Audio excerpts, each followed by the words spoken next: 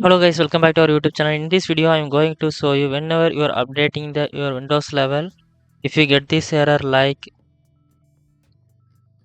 KB5095093 preview not installing on Windows level. I give some steps, you will one by one follow to this problem, fix it. And in these steps, saying before, if you are beginner, please subscribe my YouTube channel. Sometimes you are got it if you corrupted files or mistaken files have your corrupted files or mistaken files. So if you get this error, so only I give some steps one by one follow to this problem, fix it. Okay, so listen on, delete temporary files. So we can go to click on the power bar, search bar and type delete temporary files, and we can go to click on the delete temporary files. Then we can go to click on the temporary files option. Here click on it, then scroll down.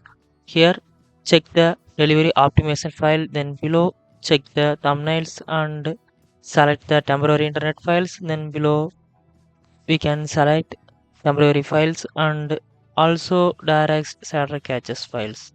Then go to top, then click on the remove files.